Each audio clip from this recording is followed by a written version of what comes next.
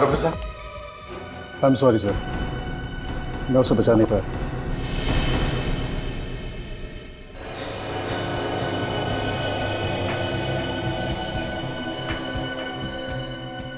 लेकिन डॉक्टर साहब, जब हम इसे यहां लेकर आए थे तब तो ये जिंदा था ना? नहीं सर, इसकी मौत पहले ही हो चुकी थी। हार्ट ने काम करना बंद कर दिया था। शरीर गर्म था, इसलिए हमने कोशिश की शायद बच जाए।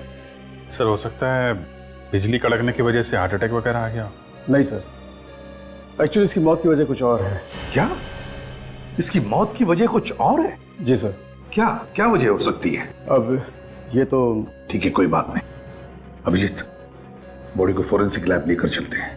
डॉक्टर साळुंखे ये बताएगा क्या हुआ है।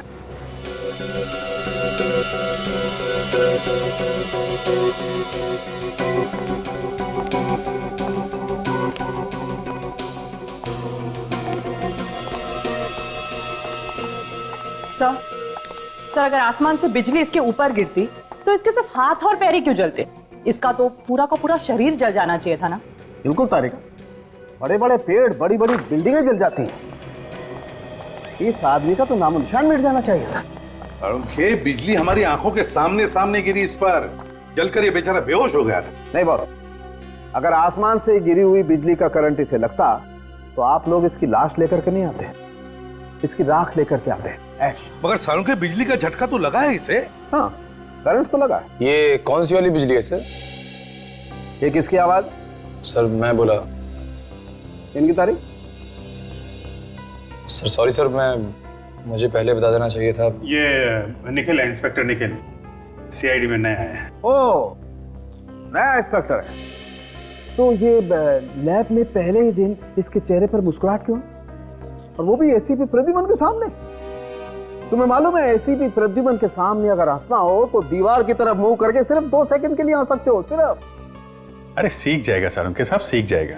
क्या भाई, तुम्हें मालूम नहीं था? नहीं सर, सॉरी सर। क्या सॉरी सर? साळुंखे साहब के सामने हमारी नाक कटा दिया। सर मैं तो बस। एक बच्चे, जब 2 सीनियर बात कर रहे हो ना तो बीच में अपनी चोंच नहीं डालनी चाहिए। अरे बच्चा है सर, माफ कर दो। जल्दी से माफी मांग लेना, वरना साळुंखे साहब ये केस छोड़ के भाग जाएंगे। मैं जब जब यहाँ पे आता हूँ मुंह को ताला लगा के आता हूँ। ओह अच्छा, तुम कब से सुधर गए फ्रेडी?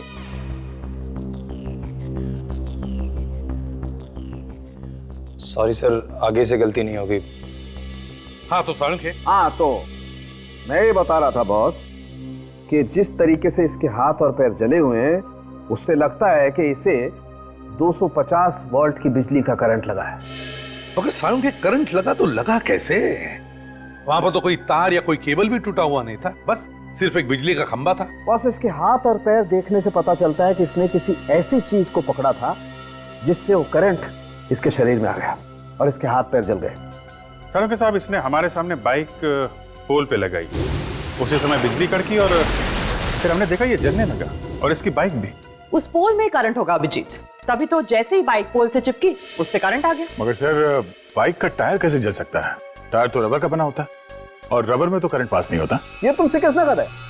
देखो, अगर हाई वोल्टेज करंट हो और अर्थिंग मिल जाए तो बस रबर के टायर में भी करंट पास हो सकता है। और वैसे भी अलग अलग किस्म के रबर होते हैं, है ना साळुंखे? जैसे स्टील बेल्ट रबर या कार्बन रबर। एग्जैक्टली। और कई बार तो ऐसा होता है कि हाई वोल्टेज करंट की वजह से इन रबर में आग भी लग सकती है। और देखो, टायर में तो स्टील के वायर भी होते हैं, तो हो सकता है स्टील के वायर के थ्रू करंट पास हो गया। अभी ये तो एक बार फिर से उस बिजली के खंबे के पास जाकर के छानबीन करनी होगी। इलेक्ट्रिक सप्लाई डिपार्टमेंट के लोगों को भी वहां बुला लो।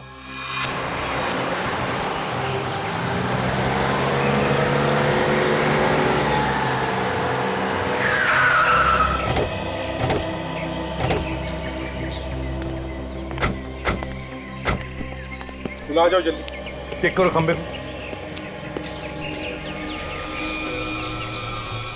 सर पोल में करंट आ रहा है।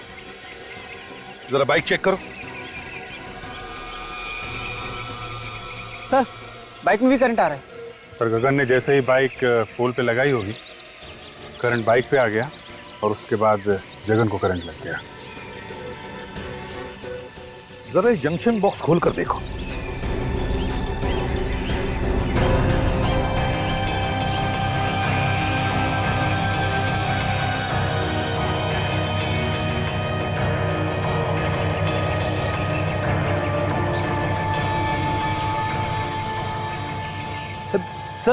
ये देखिए, बाइक का स्टैंड खराब है, इसीलिए गगन ने बाइक को खंबे को लगा के रखा होगा।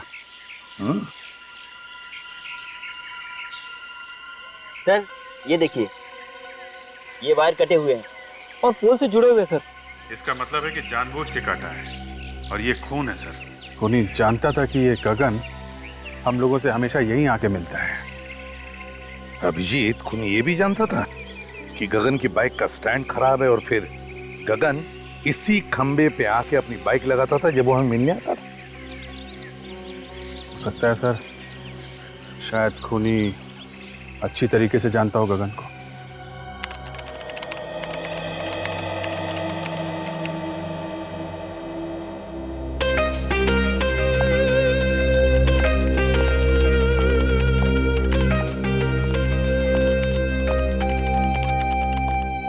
Hello sir.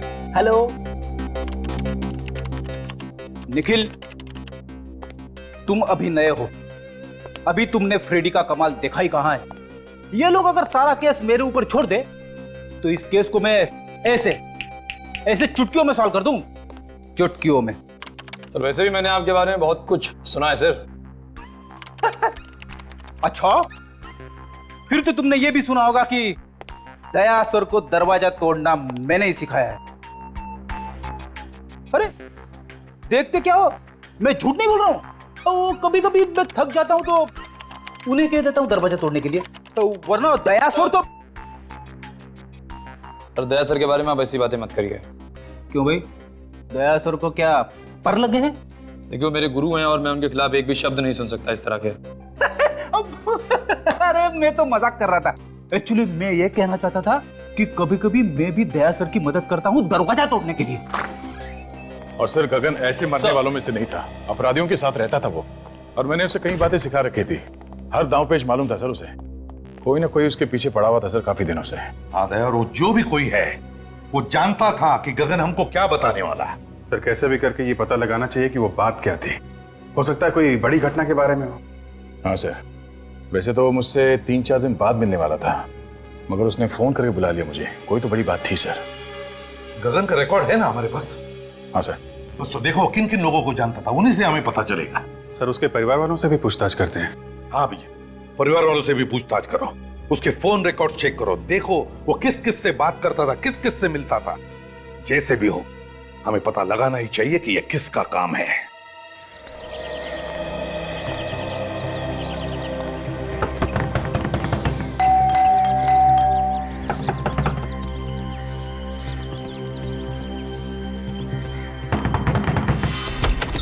क्या है?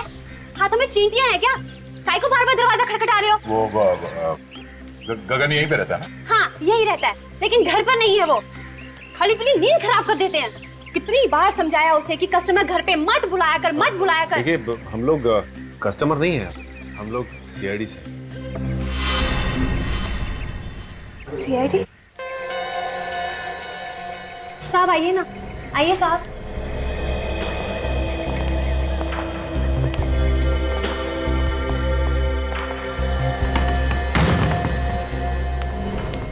अब क्या हुआ साहब? मेरे पति ने फिर से उल्टा सीधा कुछ किया क्या? देखिए साहब, अब उसने सब कुछ छोड़ दिया है। अब तो मेरे मर्द ने प्लम्बर का धंधा शुरू कर दिया है। हमें मालूम है। तो फिर क्या हुआ साहब? देखिए आपके पति ने तो कुछ नहीं किया। तो फिर? वो बताइए ना क्या किया मेरे मर्द ने?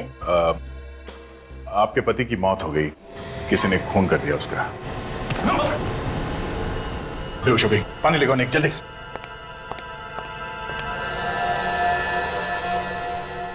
सदमा बर्दाश्त नहीं कर पाई बेचारी।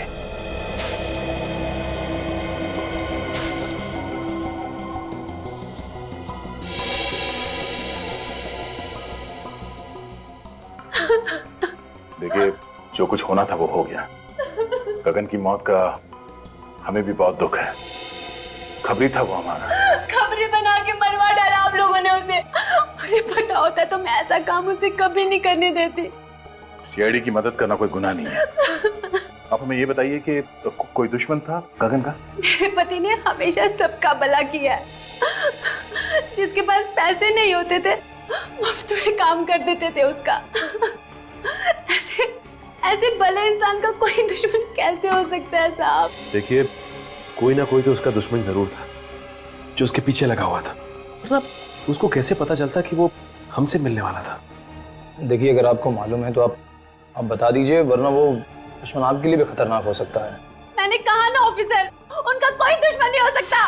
अच्छा, आप पिछले कुछ दिनों में कोई मिलने आया था उसे? देखिए प्लीज आराम से सोच के बताइए, कोई ऐसा आदमी उससे मिलने के लिए आता था जिस पे आपको शक हो? नहीं साहब, घर पे तो कोई नहीं आया था, लेकिन हाँ, गगन कैरम क्लब जाते थे और पिछले 5-6 दिन पहले जब वो कैरम क्लब गए और वहां से लौटने के बाद कुछ टेंशन में लगे मुझे। टेंशन? किस बात की टेंशन थी उसे? मैंने पूछा उनसे कि क्या हुआ, मुझे बताइए, लेकिन उन्होंने कुछ नहीं बताया, बस कहा कि टेंशन है, बहुत जल्द सीआईडी से मिलना पड़ेगा। ये कैरम क्लब कहाँ पर है? हाँ जी, ये गगन के नाम से ही फोन है। मिल गया रिकॉर्ड? हाँ तो आप मेल कर दीजिए ना। या थैंक यू वेरी मच। जरा मेल चेक करना, उन लोगों ने गगन के फोन का रिकॉर्ड हम लोगों को मेल किया है। देखते हैं किसका फोन आया था और किसे फोन किया था इसने। मेल आ गया सर। हाँ, ओपन करो, देखो।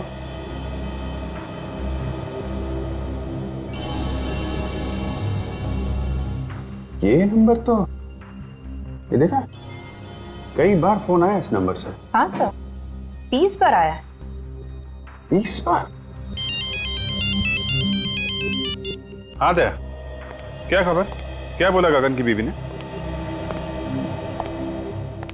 अच्छा,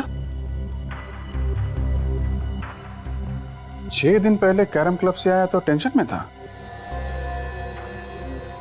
ओके, हाँ फोन रिकॉर्ड चेक कर लेता हूं। नहीं, वो मंगा लिया मैंने। या ओके 6 दिन पहले इसे फोन आया था, उसके बाद से काफी टेंशन में था। 6 दिन पहले किसका फोन आया था? ये तो वही नंबर है जहां से 20 बार फोन आया था। जरा पता करो किसका नंबर है।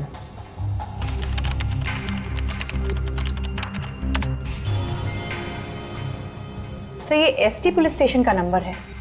क्या? एसटी पुलिस स्टेशन का?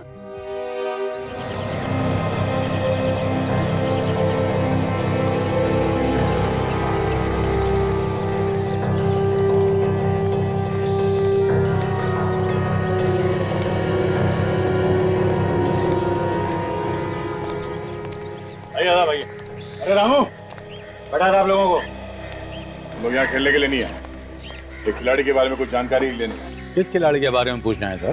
गगन के बारे में। गगन भाई, हाँ वो आता तो है लेकिन आज नहीं आया है। कोई काम हो तो बताइए, आएगा तो मैं बोल दूंगा उसको। वो अब कभी नहीं आएगा यहाँ। कैसी बातें कर रहे हो साहब? कौन है आप लोग? हम लोग सीआईडी से। सीआईडी? हाँ, गगन का किसी ने खून कर दिया। गगन भाई का खून कर दिया किसी ने? यहाँ उसके दोस्त कौन कौन है? डैनी और काका। इस वक्त कहाँ मिलेंगे दोनों? मिलेंगे कहाँ साहब? नहीं है। आइए सर। डैनी, काका, हाँ सीआईडी वाले आए हैं आपसे मिलने। सीआईडी हमसे मिलने क्यों आई है? हाँ, हमने क्या किया? हमें गगन के बारे में कुछ जानकारी चाहिए थी। सर, से जो पूछ रहे हैं साहब, उसी से पूछो ना। जा गगन को उसके घर से बुला के ला। किसी को कहीं जाने की जरूरत नहीं है, जो कुछ पूछा जाए उसका साफ साफ जवाब दो, बस। अच्छा ये बताओ कि तुम दोनों गगन के अच्छे दोस्त हो ना? जी हाँ। गगन अभी कहाँ है मालूम है? नहीं सर। देखो, कल रात किसी ने गगन का खून कर दिया। खून? गगन का? किसने किया सर? 6 दिन पहले गगन तुम लोगों के साथ यहाँ पे आया था। 6 दिन पहले? हाँ, 6 दिन पहले वो हम लोगों के साथ यहाँ पे आया, लेकिन हम लोगों के साथ यहाँ से गया नहीं था। तो फिर किसके साथ गया? अपने किसी और दोस्त से मिलने के लिए बोल रहा था वो। ये तुम दोनों के अलावा उसका नया दोस्त कौन आ गया? साहब, तो हम लोगों के अलावा कौन सा नया दोस्त है हमें तो नहीं मालूम, पर हाँ, हम लोगों के चले जाने के बाद वो काफी देर तक यहीं बैठा था। उसके बाद सर उससे कौन मिला, क्या हुआ, कुछ नहीं पता सर। अच्छा ये बताओ कि तुमने यहाँ पे गगन से मिलते हुए किसी को देखा क्या? आप मिलते हुए नहीं देखा मैंने भी, काफी देर तक बैठा रहा यहाँ पर। अच्छा उसका यहाँ पे किसी के साथ झगड़ा था? हाँ सर था। जीतू और गगन में आपस में नहीं बनती थी, 36 का आंकड़ा था साहब। जीतू कौन है? सर हमने उसका नाम तो सुना है सर, लेकिन हम जानते नहीं कि कौन है वो। मैं जानता हूँ सर जीतू को, कई बार मेरे सामने झगड़ा हुआ है उन दोनों का। जीतू ने धमकी भी दी थी जान से मारने की गगन को। सर कहीं जीतू ने तो नहीं? ये जीतू कहाँ रहता है, जरा उसका एड्रेस देना। सर बोरीवली में कहीं रहता है। सर आप लोग यहाँ क्या हो सर? गगन नाम के आदमी को जानते हो? गगन? हाँ, ये उसकी फोटो है। नहीं सर, इस आदमी को मैंने पहले कभी नहीं देखा। इस गगन को यहाँ से, इस पुलिस स्टेशन से कई बार फोन किए गए हैं। यहाँ से? हाँ। आप में से किसी ने गगन नाम के किसी आदमी को फोन किया था? नहीं सर। गगन के फोन रिकॉर्ड में यहाँ का फोन नंबर है, फोन तो यहीं से किया गया है। पता नहीं सर। तो याद कीजिए, कोई बाहर का आदमी हो सकता है, यहाँ तो बहुत लोग आते जाते हैं। जी नहीं सर, बाहर का कोई भी आदमी फोन को हाथ नहीं लगा सकता। फिर तो कोई यहीं का आदमी है जो खूनी के साथ मिला हुआ है। अगर तुम में से किसी ने गगन को कॉल किया है या उसके बारे में कुछ भी जानते हो तो मुझे बता दो, अभी भी वक्त है। नहीं सर हमने नहीं किया। नहीं सर मैंने फोन नहीं किया। तुम जा सकते हो। सर ये तीनों नहीं बढ़ते हैं, मुझे उन्हीं पर शक था।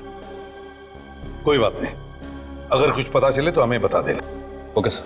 तो बिना फोन किए तो नंबर आएगा नहीं, और ये लोग कह रहे हैं फोन नहीं किया। अभिजीत फोन यहीं से किया गया है, अब किसने और कैसे वही देखना है।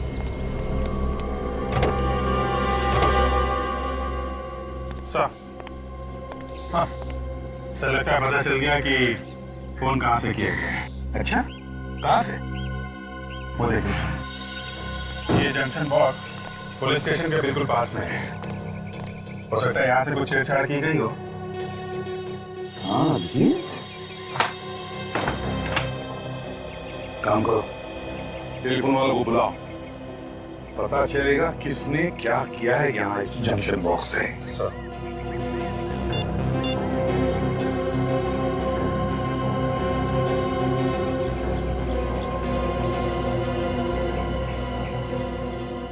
इस एरिया के सारे टेलीफोन लाइंस इसी जंक्शन बॉक्स में जुड़ी हुई हैं। हाँ सर। जरा पुलिस स्टेशन की लाइन चेक करो, देखो किसने कुछ छेड़छाड़ किया है क्या।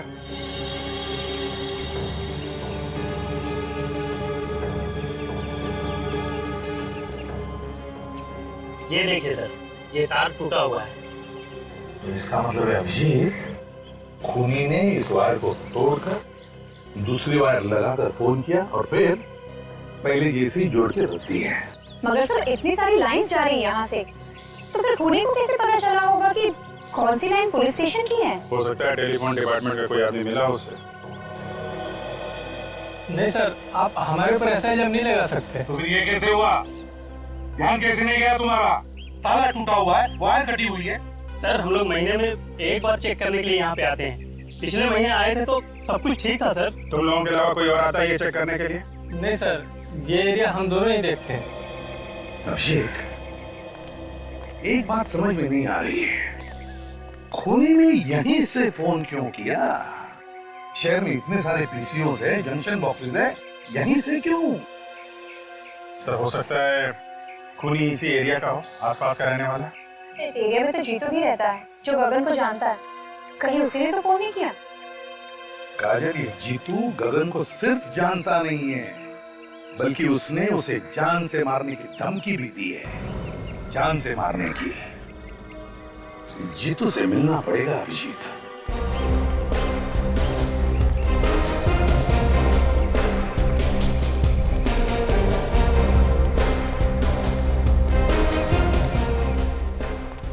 ये अरे दादा, ये जीतू यहीं पे रहता है ना? हाँ यहीं रहता है क्या वो घर पे? क्या मालूम होगा, जाके देख लो।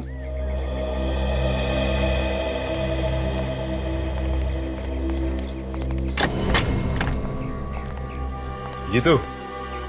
हाँ, क्या हुआ? बस तुझसे मिलने चले आए। आप लोग हैं कौन? तेरे दूर के रिश्तेदार हैं, तुझे साथ ले जाने आए हैं। अरे भाई साफ साफ बताओ, कौन हो तुम लोग? सीआईडी। सीआईडी? हाँ। गगन का खून क्यों किया तुमने? क्या गगन का खून हो गया? अब ये एक्टिंग वैक्टिंग खत्म हो गई हो तो आगे बढ़े। हाँ, क्यों मारा गगन को? सर मैं गगन को क्यों मारूंगा? मेरी उससे क्या दुश्मनी है? तेरा झगड़ा हुआ था ना उसके साथ कैरम क्लब में। सर जब मैं किसी कैरम क्लब गया ही नहीं तो झगड़े का तो सवाल ही नहीं उठता ना। ये गगन जहाँ पे रहता है उसके घर के पास में नुक्कड़ पे एक कैरम क्लब है। कुछ याद आया तुम्हें? नुक्कड़ पे कैरम क्लब? तेरे पास सिर्फ 1 सेकंड है, जो कुछ मालूम है सच सच बता, वरना मेरा एक हाथ पड़ेगा तो 10 दिन तक तेरा दिमाग झंझनाता रह जाएगा। तू वहां पर कैरम क्लब में गया था, तुझे लोगों ने वहां पे देखा था और तेरा झगड़ा भी हुआ था गगन के साथ में। सच बोल, हुआ था या नहीं? हाँ सर, याद आया। अच्छा हुआ, जल्दी याद आ गया। गगन के साथ झगड़ा हुआ था ना? हाँ? वो तो सर ऐसे ही थोड़ी बहुत कहा सुनी हो गई थी, फिर बाद में बोलचाल हो गई सर। ऐसी कहा सुनी तो अक्सर हो जाती है हमारे बीच। किस बात को लेकर झगड़ा हुआ था तुम दोनों के बीच? वो सर, पहले मैं गगन के पड़ोस में रहता था तो इलेक्ट्रिसिटी के बिल को लेकर थोड़ी सी कहा सुनी हो गई थी। सर छोटे मोटे इलेक्ट्रिसिटी बिल के लिए कोई किसी को मार सकता है क्या? नहीं। पर इसने तो गगन का खून कर दिया। नहीं सर, मैंने गगन को नहीं मारा सर, मैं सच कह रहा हूँ सर। अगर कोई ये कह दे कि मैंने गगन का खून किया है तो सर आप जो मर्जी सजा दीजिएगा सर। सचिन! सर आप ठीक है ना? किसने गोली मारी? गोली लगी तुम्हें? सर वो रहा सर।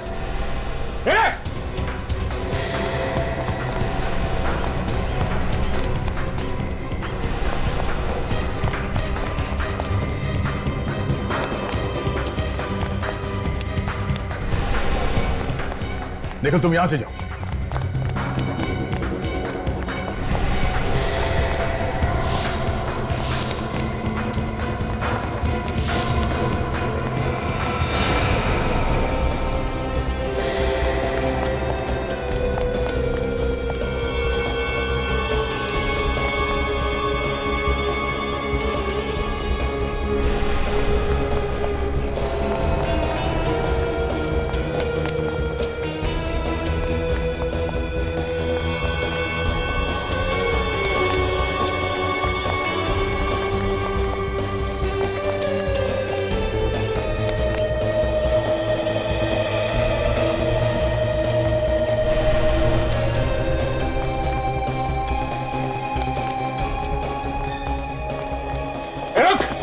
रुक जा।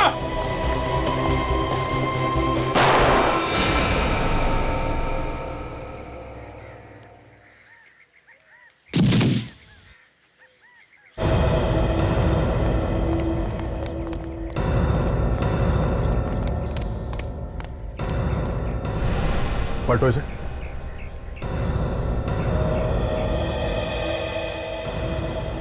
सर इसके तो सीने में गोली लगी। सीने में गोली लगी है? मगर मैंने तो इसके पैर पे गोली चलाई थी, वो भी पीछे से।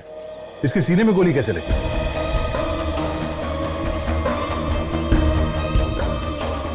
हाँ सर, अगर पीछे से गोली लगी होती तो इसकी पीठ में कहीं कोई निशान होता, लेकिन पीठ में कोई भी निशान नहीं। सचिन, किसी ने सामने से गोली चलाई है। देखो आसपास कोई छुप के बैठा है क्या? जल्दी।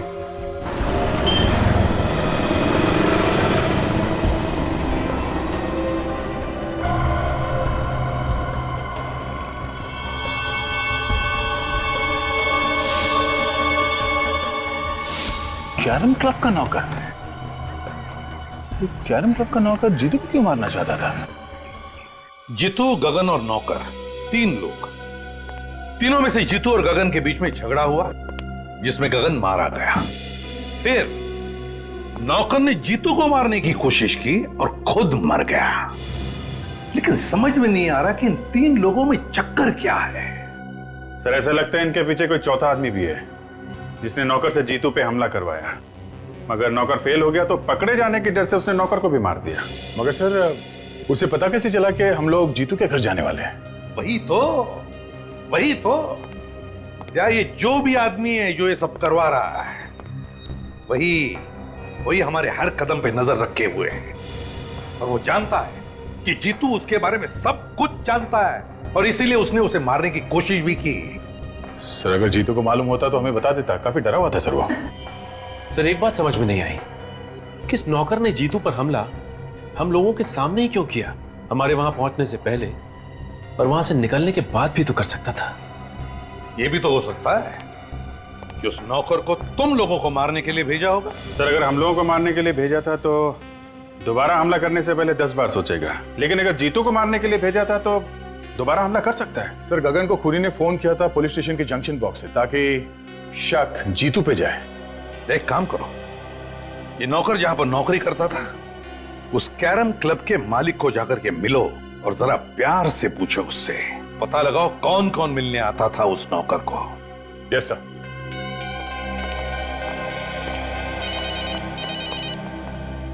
हेलो, क्या? कहां पे? ठीक है हम लोग आते हैं। क्या हुआ अभिजीत? सर ढलान रोड पे एक लाश पड़ी हुई है। लाश? जब तुम्हारा नौकर तुम्हारी आंखों के सामने इतनी गड़बड़ कर रहा था तो तुम्हें भी कुछ मालूम होगा ना? हाँ? मिला हुआ है नौकर के साथ ना तू भी? धंधे की कसम साहब, वाकई मुझे उसकी करतूतों के बारे में कुछ नहीं मालूम था। जब तुम्हारा नौकर यहाँ पे 24 घंटे पड़े रहता था तो मालूम कैसे नहीं? नहीं साहब, 24 घंटे तो नहीं रहता था, कभी कभी बाहर घूमने फिरने भी तो जाता था। उससे मिलने के लिए कौन कौन आता था यहाँ पे? साहब मिलने तो बहुत से लोग आते थे, लेकिन ज्यादातर गुंडे टाइप के लोग होते थे। ओह, तो गलत कामों में पड़ा हुआ था, इसीलिए उसका खून हो गया। कल कोई आया था उससे मिलने के लिए यहाँ पे? सब मिलने तो कोई नहीं आया था। हाँ, एक फोन जरूर आया था साहब, मैंने उसे बात करते हुए सुना था। क्या क्या बात कर रहा था वो फोन पे? साहब वो किसी मुर्दा घर के बारे में बात कर रहा था। मुर्दा घर के बारे में बात कर रहा था? एक कैरम क्लब में काम करने वाला आदमी मुर्दा घर के बारे में क्यों बात करेगा? और क्या सुना तुमने? सब सुना तो मैंने कुछ नहीं। उसके बाद वो फौरन मेरे पास आया और कहने लगा कि उसके किसी रिश्तेदार का एक्सीडेंट हो गया, उसे अभी का अभी जाना है। कितने बजे थे उस वक्त? साहब करीब दोपहर के 2 बजे की। दोपहर के 2 बजे? यहाँ आसपास के एरिया में जितने मुर्दा घर हैं उन सब में जाके इस नौकर का फोटो दिखा दिखा के पूछते हैं, कोई ना कोई सुराग जरूर मिलेगा। चलो।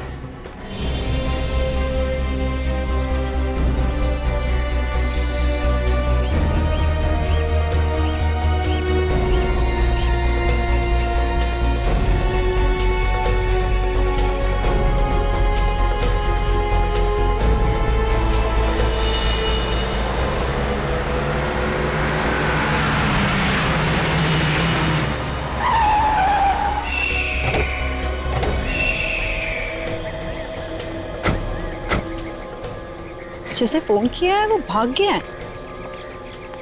यही तो प्रॉब्लम है, लोग पुलिस के पचड़े में नहीं पड़ना चाहते।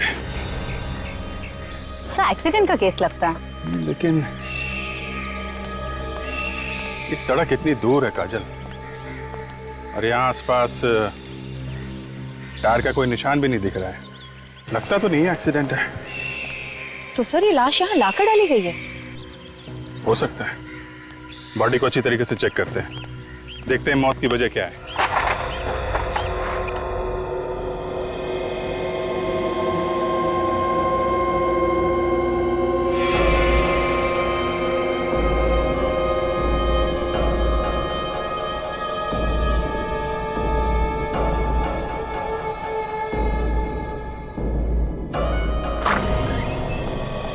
सर तुम यहाँ के इंचार्ज हो? जी, मैं यहाँ की देखभाल करता हूँ। पर आप लोग? हम लोग सीआईडी से। आप लोगों को भी पता चल गया उस लाश के बारे में? लाश के बारे में? हाँ, आप उसी लाश के बारे में पूछताछ करने आए ना जो चोरी हो गई। चोरी हो गई थी? हाँ, चोरी हो गई थी, उसी के बारे में। साहब मेरा विश्वास करो साहब, मुझे पता नहीं साहब वो अचानक लाश कैसे गायब हो गई। लोग झूठ बोल रहे हैं साहब कि लाश मैंने चुराई है। मैं लाश क्यों चुराऊंगा साहब? तो फिर किसने चुराई लाश? मुझे पता नहीं साहब। पता नहीं मतलब? इस जगह की देखभाल तुम ही करते हो ना, तो तुम्हें कैसे नहीं पता? सर कोई इसको बेहोश करके लाश को चुरा कर ले गया। मुझे ये इस फोटो को देखे, यही आदमी था क्या? साहब मुझे किसी ने सिर पे पीछे से मारा साहब, मैं उसका चेहरा नहीं देख पाया साहब। कितने बजे हुआ ये सब? यही कल 2:30 बजे के करीब साहब। सर ये काम पक्का रामू ने किया है। हाँ सर ये कैरम क्लब का मालिक बता रहा था कि रामू वहां से 2 बजे निकला और ये जगह वहां से 20-25 मिनट की दूरी पे है। पर रामू ये लाश चुराएगा क्यों? करेगा क्या वो इस लाश का? वैसे वो लाश थी किसकी? सभी एक एक्सीडेंटल केस था, तो इसकी शिनाख्त नहीं हो पाई थी। लाश की फोटो तो खींची होगी?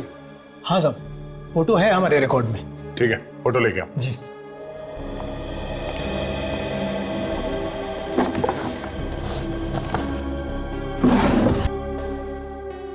सभी है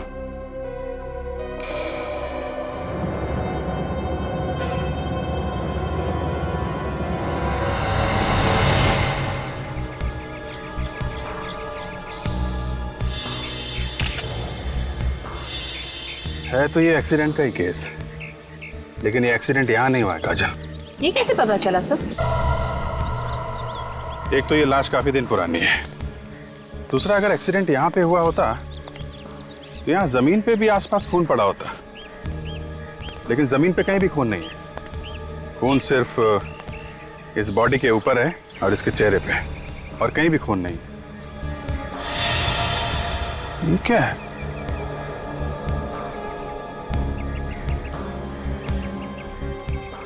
अंगूठे में धागा?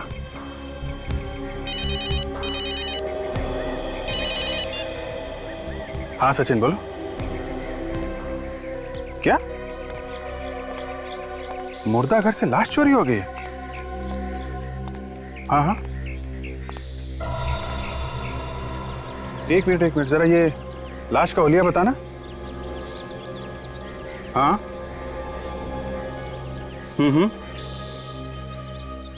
यार, जैसा हुलिया तुम बता रहे हो वैसी लाश हमारे सामने पड़ी हुई है, और इसके पैर पे धागा बंधा हुआ है, वो जो मुर्दा घर में बांधते हैं ना पैर पे नंबरिंग के लिए, वैसा ही। हाँ, एक्सीडेंट की लाश है। ओह, ऐसा लगता है ये किसी की चाल है। लाश यहाँ पे लाके डाल दी और हम लोगों को फोन करके बुला लिया।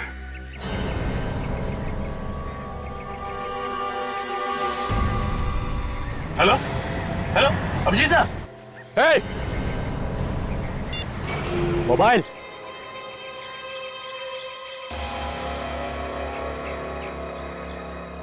तुमने ठीक पहचाना ऑफिसर, ये हम लोगों की चाल थी जो काम कर गई। मगर मैंने इससे पहले कभी नहीं सोचा था कि सीआईडी वाले इतने बेवकूफ होंगे जो इतनी आसानी से चाल में फंस जाएंगे। फोन करके तो फिर से लगाओ ना, फिर से ट्राई करो, नेटवर्क का कुछ प्रॉब्लम हो सकता है। सर अब तो नंबर स्विच ऑफ आ रहा है। मोबाइल स्विच ऑफ है? सीआईडी वालों के कान में खुजली करेगा, मालूम है अंजाम क्या होगा? अंजाम छोड़, और तू ज्यादा से ज्यादा करेगा क्या? गुदगुदी करेगा, चेक कर लेना। मजा आता है। जब कीदड़ की मौत आती है तो वो शहर की तरफ भागता है। तुम लोगों ने अपनी मौत को दावत दे दी है। सर काजल का फोन भी बंद आ रहा है। क्या दोनों का फोन एक साथ बंद है? ये कुछ और ही चक्कर लगता है। अभिजीत सर भी कह रहे थे कि इन सब के पीछे कोई चाल है। सर कहीं अभिजीत सर और काजल की जान खतरे में तो नहीं है? निखिल, सीआईडी ऑफिसर्स की जान हमेशा ही खतरे में होती है। हिलना नहीं ऑफिसर, वरना गोली चल जाएगी। दे ना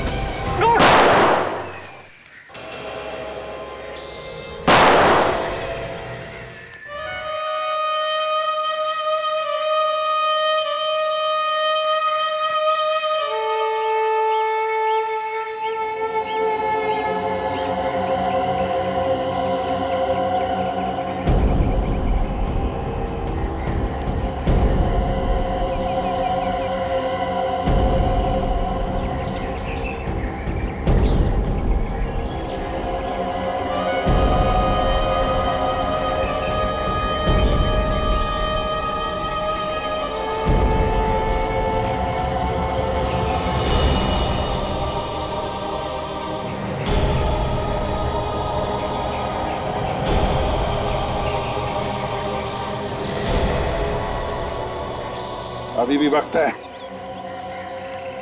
चुपचाप अपने आप को हमारे हवाले कर दो। बंद करो ये सब नाटक, समझे? तेरे मरने का टाइम आ गया, लेकिन तेरा भाषण देना अभी तक बंद नहीं हुआ ना। जब ऊपर जाएगा ना तू, तो वहां तुझे बहुत सारे चोर लुटेरे मिलेंगे। उन्हें ही बैठकर सुनाते रहना अपनी ये कहानियां। हमें मारना क्यों चाहते हो? क्योंकि जब तुम दोनों को तड़प तड़प कर मरता हुआ देखूंगा, तुम्हारे अंदर जो बदले की आग है ना, वो शांत होगी। बदला? कैसा बदला? हाँ, तुम लोगों ने मेरे भाई को फांसी के तख्ते पे चढ़ा दिया और हम कुछ भी नहीं कर सके। कौन था तुम्हारा भाई? जग्या। जग्या तुम्हारा भाई था? हाँ, वही जग्या जिसका नाम सुनकर तुम्हारे पैर कांपने लगते हैं। न जाने कितने लोगों के घर उजाड़े हैं उसने, न जाने कितने बच्चों को अनाथ किया है। उसे फांसी नहीं होती तो क्या होती? फांसी से बढ़कर अगर कोई सजा होगी ना, वो मिलनी चाहिए थी उसे। दूंगा, उससे भी बड़ी सजा दूंगा। हाँ।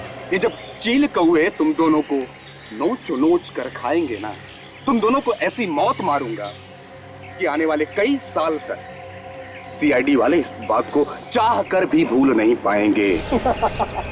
इस गड्ढे में पड़े चिल्लाते रहना और अपनी मौत को आते देखते रहना। हिम्मत से काम ना कर। सीआईडी ऑफिसर की जिंदगी में कदम कदम पे मौत है। मौत से क्या घबराना। हम लोग जब सुबह घर से निकलते हैं तो मालूम थोड़ी होता है कि घर वापस लौटेंगे कि नहीं। हिम्मत से काम लो। काट रस्सी।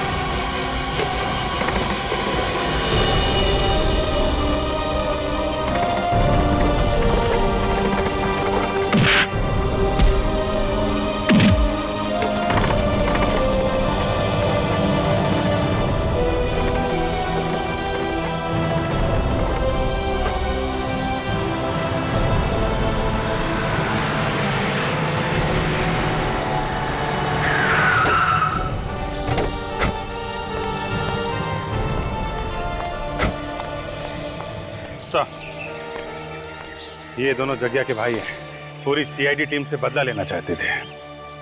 सीआईडी वालों से बदला? कभी सपने में भी मत सोचना, समझे? अब जेल में बैठकर बदला लेना अपने भाई की मौत का। तुम दोनों को तो फांसी होगी, फांसी।